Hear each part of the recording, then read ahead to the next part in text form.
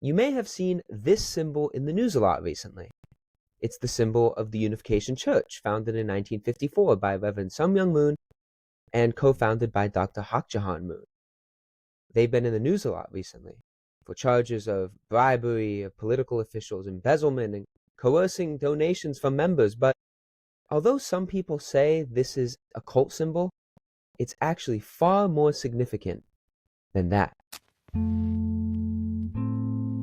Welcome to the 12 Gates, everyone, where we seek universal truth through a unificationist and biblical lens.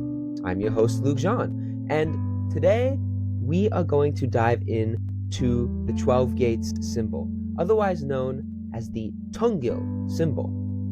And of course, if you're new to the channel, please be sure to like this video and subscribe to the channel to receive more content like this. Now, the Tungil symbol was originally created by Reverend Sum Young Moon in 1954 when he founded the Unification Church. And this symbol is also known as the 12 Gates symbol, denoted by the 12 lines in the square. But in order to fully understand this symbol, we must start from the center, which is the inner circle. And to get a better idea of exactly what the 12 Gates logo, this Tungil, which in Korean means unity, symbol means, we have to dive into Reverend Moon's words itself and see how Reverend Moon interprets the Bible and the 12 Gates of Heaven. Beginning from the center of the logo, we see that from this center circle, you have lines outstretched outside the circle in 4 directions. This center, according to Reverend Moon, represents God, the creator and origin of the universe, who within God's self has infinite energy. And this energy, according to Reverend Moon, is love, specifically true love or God's love. This, of course, stems from Jesus' teachings and the New Testament writers after him who described God himself as love. Reverend Sum Young Moon even went so far as to say that when Jesus said, "I am the way, the truth, and the life," he should have also said and meant to say, "I am the way, the truth, and the life, and the love."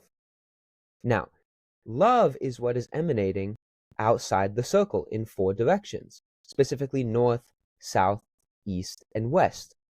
Reverend Moon said that all unificationists are called to, just as God does, love people in all 4 directions, no matter where they are and no matter where they come from. This is the significance of the 4 thicker lines emanating from the center of the circle and spanning outside the bounds of the symbol. Next, we see the square, which within it has 12 lines, represents the 12 gates of heaven. And to understand where he gets this idea, we need to dive into the book of Revelation, specifically what John sees in Revelation 21 at the end of the book. We see that, according to the book of Revelation, John sees a holy city descending down from Jerusalem. And in this city, John sees that it is surrounded by walls with 12 gates, where in the book of Exodus, it talks about how the breastplate of the high priest, which New Testament writers identified Jesus as fulfilling the role of the high priest, has 12 gemstones. And these gemstones, according to the book of Revelation, appear on the walls of the city.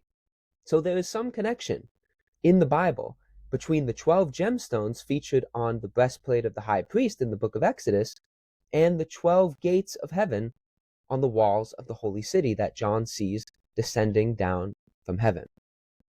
Now, according to Reverend Sum Young Moon, and backed by his understanding of the Bible, these 12 gates of heaven represent the 12 tribes of Israel, just as how, according to the Bible, the 12 gemstones on the breastplate of Aaron, or the high priest, later to be fulfilled by Christ, according to some New Testament writers, also represented the 12 tribes of Israel. So the 12 tribes of Israel, represented by 12 gemstones and these 12 gates, what do they mean? Well, according to John, the foundations of the holy city, the foundations under the walls of the 12 gates have inscribed within them the names of the 12 apostles. And from this, Reverend Moon says that the 12 apostles were meant to represent the 12 tribes of Israel in Jesus' ministry. Reverend Moon has this idea of restoration, in that in order to restore things that were lost due to the human fall, due to human sin and selfishness, God has to, with human beings doing so voluntarily, erect people in positions of those who had a responsibility that once failed. According to Reverend Moon's understanding of the Bible, the 12 tribes of Israel, when they decided not to believe in Jesus Christ as the Messiah and Lord, failed in their responsibility. And as a result, in the Unificationist work, Exposition of the Divine Principle, it talks about how in Jesus' second course, the first one being a failure when the Israelites did not believe, Jesus had to assemble disciples, specifically 12 apostles, to stand in place of fulfilling the responsibility of the Israelite people.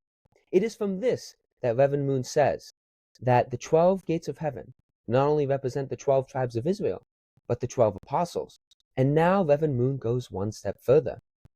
Reverend Moon says that the 12 apostles, in part, represented, in addition to the 12 tribes of Israel, 12 different personality types, 12 different type of people that Jesus loved, and how the apostles and disciples after the death of Christ were meant to do the same, love everyone, Jew and Gentile.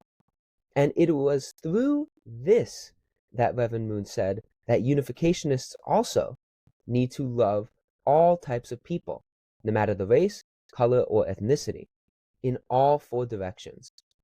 Reverend Moon gets this in part from his background. His background, of course, was in Korea before the separation between North and South, and the Asian understanding of personality, which stems in large part from the 12 zodiac signs, the astrological signs. So Reverend Moon's thought has interplay between East Asian philosophy and the Bible in order to come to his understanding of what the 12 gates of heaven signify for Unificationist believers. God at the center, whose love emanates in all 4 directions. We, as Unificationists, according to Reverend Moon, need to do the same and love every type of person everywhere, in both the physical world and the spiritual world, represented by the arrowed circle that stems outside the square.